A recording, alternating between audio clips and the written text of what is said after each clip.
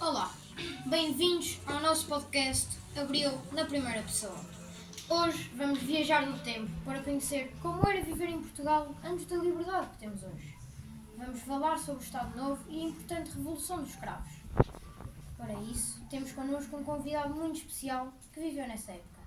Pode apresentar-se, como se chama e quantos anos tinha em 1974. Sou José Carlos Gomes Lopes, cidadão natural de Ovar, que no exercício da atividade cívica e política até meados de 1996 era identificado como José Carlos. E posteriormente, numa outra interessante vertente de intervenção e exercício de cidadania, passei a assinar a minha colaboração com a imprensa local como José Lopes, nome abreviado porque ficaria conhecido até hoje, 30 anos após ser admitido nesta escola, em novembro de 1996, da qual me reformei no dia 1 de abril deste ano, dia em que atingi o limite de idade, 70 anos, para trabalhar na função pública. Concluindo, esta apresentação na Revolução dos Escravos, eu tinha 18 anos de idade e é por isso com grande e grata satisfação, 52 anos depois, poder voltar a partilhar vivências de tempos de esperança para um povo que vivia oprimido por um regime repressivo.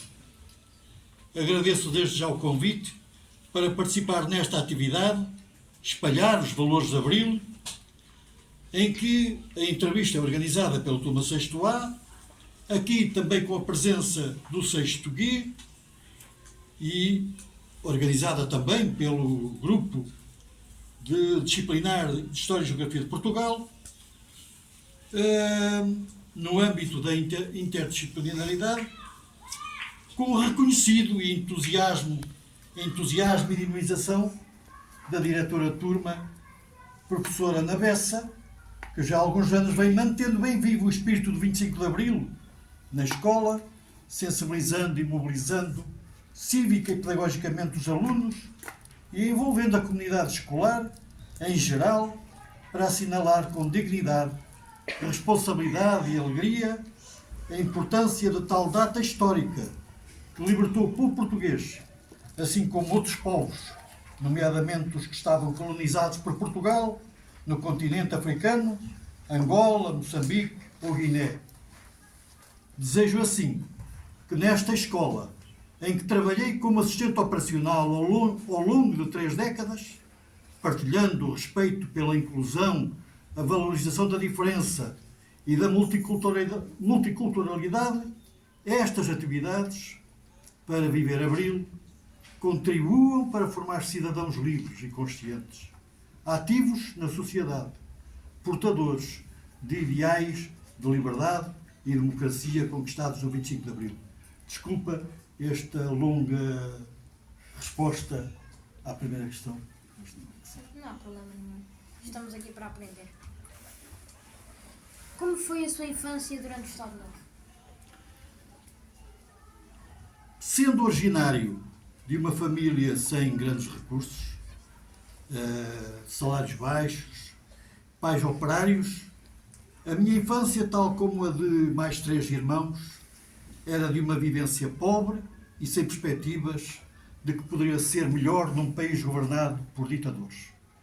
Reinava, apesar de focos de resistência que iam passando despercebidos aos olhos de grande parte da população, que se mantinha à margem da situação política, marcada por um certo acomodamento social, à condição de pobreza, que dominava o ambiente geral do bairro, em que predominavam casas sem condições básicas para se viver de forma minimamente confortável, cenário marcado pela degradação humana, em que as preocupações eram de sobrevivência, no ambiente de violência, incluindo a doméstica, encarada não como crime público, mas como natural, num tempo em que os direitos da mulher eram igualmente negados.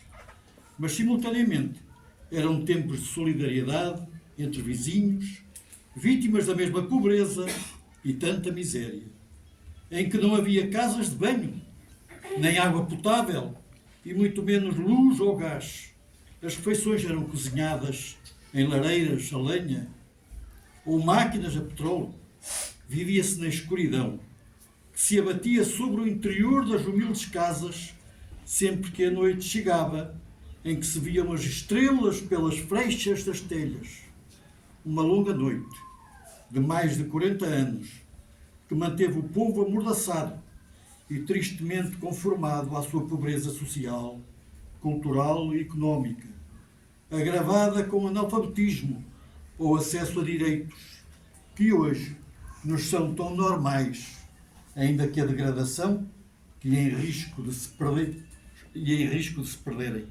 Esta é naturalmente a inquietação de quem viveu antes e depois do 25 de Abril, que nos abriu portas para conquistar direitos que eram negados pelo Estado Novo às classes desfavorecidas, que têm hoje, em liberdade e democracia, as ferramentas para reclamar e lutar por melhores condições de vida. O que é que se aprendia na escola nessa altura? No meu caso, andei na escola só até à 4ª classe. A matéria curricular apontava para sair da escola primária a saber, de trás para a frente e da frente para trás, os nomes dos rios, dos caminhos de ferro, das serras, das províncias, os vários tipos de berros ou a tabuada que se dizia a cantar. Era a expressão que posso dar do que aprendia na escola primária daquele tempo. Havia coisas que não se podiam dizer ou fazer? Não se podia naturalmente falar contra o governo ou manifestar qualquer simpatia por ideais de liberdade ou democracia, apesar de existirem, há muito na Europa, por exemplo, a polícia política, a PIDE, através de uma rede de informadores que escutavam conversas e mantinham sob vigilância quem suspeitasse de estar envolvido em qualquer atividade contestatária ao regime. A prisão e a tortura foi o destino de muitos ativistas de várias correntes progressistas e antifascistas, em que se destacaram comunistas e socialistas. Como era o dia-a-dia das famílias? O ambiente familiar dependia, naturalmente, para além das condições adversas do regime cinzento do fascismo, da condição social e da formação adquirida de cada uma no acesso à cultura possível na época, ainda que sujeita à censura, para além da sua condição económica. No meu caso, a felicidade era partilhar brincadeiras com os colegas da rua, que funcionava muito como oportunidade de aprendizagens na adolescência, segundo os saberes de cada um e das suas experiências em função das diferentes idades. As pessoas podiam falar livremente sobre a política? Não. Pelo menos em espaço público, qualquer descuido no tipo de conversa sobre política dava origem a ser abordado, ou pela GNR, ou pela PIDE. Só poderia haver algum tipo de conversa com referências políticas ou em ambientes organizados que havia em coletividades, em alguns pontos do país, ou num ou noutro café. Por cá tivemos o Café Progresso e o Café Parque, que era ali no Jardim da Estação, em que elementos da oposição se encontravam, ou então em ambiente familiar, em que não era suposto haver denúncias à polícia política do regime de Salazar que embordecia o povo. Enquanto criança e já mais velho, lembra-se de ouvir falar das guerras nas colónias? Sim. A abordagem sobre a guerra nas colónias era transversal a grande parte das famílias, que, no geral, todas tinham algum familiar mobilizado em África, nas trincheiras da guerra. Ainda que as conversas evitassem as causas ou justiça da guerra de ambos os lados, em confronto, a ideia que influenciava o povo era a do governo e da sua campanha de promoção e defesa das colónias. Uma guerra que sacrificou e vitimou muitos jovens militares, que em cada terra, vila ou aldeia, todos conheciam jovens militares a quem a guerra roubava a juventude e a vida. Já sabemos que você ouviu falar da Guerra Colónia e como é que você recebia as notícias? Até praticamente ao 25 de Abril de 1974, as notícias chegavam à minha casa através de um rádio a pilhas, em que à noite se escutava uma radionovela por episódios que prendiam a atenção da família de ouvido colado ao rádio, ou em que os cidadãos mais despertos e conscientes politicamente escutavam com redobrados cuidados a rádio Moscou, que era proibido sintonizar. Lembro mesmo de ir com a minha mãe e meus irmãos a um café à noite, ver o momento em que o homem tinha pousado na Lua e se viram os astronautas a colocar uma bandeira americana. A televisão arrancava com uma programação muito limitada, que a minha casa só entrou após 25 de Abril. Portanto, a programação era muito limitada ao horário da noite, que possibilitou ver a evolução do processo revolucionário do 25 de Abril, que se tinha disputado de madrugada, e nesse dia, 25 de Abril, só através da rádio tinha sido possível acompanhar as informações possíveis ao longo do dia sobre a queda do regime pelo movimento das Forças Armadas. Onde estava no dia da Revolução dos Escravos? Saí de casa para o trabalho, na empresa Semol, onde hoje é o quartel dos bombeiros do Alvar. Era então uma empresa de metalúrgica. Sem saber o que se passava no país. Só na conversa com os colegas de trabalho, mais despertos para questões políticas, que havia, se começou a reunir alguma informação, ainda sem certeza do rumo da Revolução e do tipo de objetivos dos militares. O espírito de Abril, só alguns dias depois, começou a tornar-se tema de debate perante os caminhos que se começavam a desenhar e a disputar para se assumir em mãos as reivindicações populares, políticas, sindicais e culturais. O que você sentiu nesse momento? Pessoalmente, o despertar para algo que não fazia ideia do que poderia ser. Mas, para outros colegas de trabalho, foi sobretudo curiosidade e expectativa, sobretudo em quem já tinha alguma ligação com o movimento da oposição, porque na grande maioria dos trabalhadores a sua emancipação foi de certa forma tardia, mas acabou significativamente participativa no processo revolucionário. Lembra-se de ver soldados ou pessoas nas ruas? Cá em Alvar não vi qualquer movimento fora do normal. Vi uma manhã de primavera em que o movimento era o habitual, das muitas bicicletas em que os trabalhadores e operários se deslocavam para as fábricas. Foi uma manhã normalíssima. O que é que o mais marcou nesse dia? Para muita pena minha, apesar dos 18 anos de idade, na altura, por tudo o que atrás já disse, nada me marcou e, infelizmente, assim vivi ainda em alguns dias, até começarem as movimentações de forças que já vinham da luta durante o regime derrubado e se começavam a mostrar ao povo, sem medo, com a PIDE a ser desmantelada e alguns presos de polícia política. O que sentiu ao acordar no dia 26 de abril de 1974? Estou na dúvida sobre esta questão aqui colocada, na pergunta, mas se é mesmo sobre o dia 26 de abril, ou seja, no dia seguinte, na mesma lógica da distância relativamente aos acontecimentos em Lisboa ou mesmo aqui no Porto, não senti nada de especial, sinceramente. Reconheço que tal sentimento ou constatação se deve à minha própria falta de emancipação, envolvimento e conhecimento político.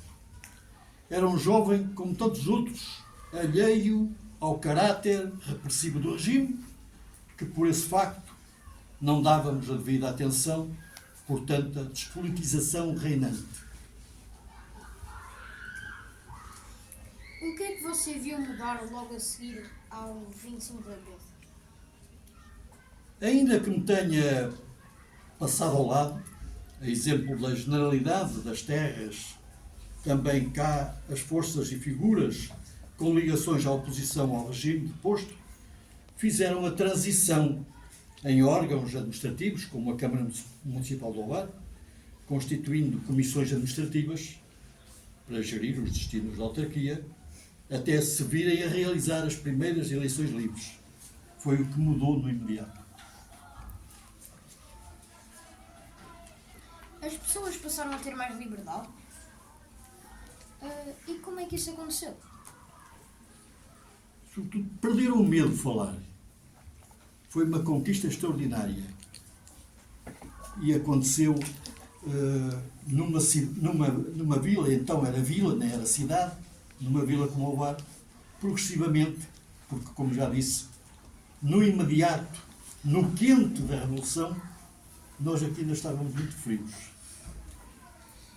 O que mudou na escola ou no seu trabalho? Por cá, como também já referi, a mudança não foi imediata, mas lentamente começaram a ser dados passos para substituir pessoas leais ao regime anterior em lugares-chave, nas escolas ou mesmo em fábricas, sendo substituídos por pessoas que de uma ou outra forma aderiram ao espírito da Revolução. Isto foi algo que mudou e que se pressentiu essa mudança. O que é que você acha importante que os jovens saibam sobre esse tema? Mais do que eu vou estar aqui a enumerar um conjunto de motivos sobre aquela época, certamente que muitas questões foram abordadas nestas entrevistas, aquelas que vocês gravaram, Abril na primeira pessoa. O que parece fundamental é cada um de vós estar desperto, disponível e sensibilizado para, perante todo um conjunto de informação a que hoje têm acesso, saber interpretar e analisar as diferentes realidades, para sem medos, sem negacionismos, assumirem o vosso papel na transformação da sociedade. Não para desumanizar, mas para contribuírem para um mundo melhor, sem guerras, em que a paz seja possível. Um caminho que esta longa experiência nos mostra que mais justa, mais tolerância, mais igualdade ou mais solidariedade só são possíveis reforçando e preservando a liberdade e a democracia. Acha que a nossa democracia hoje em dia pode estar em perigo?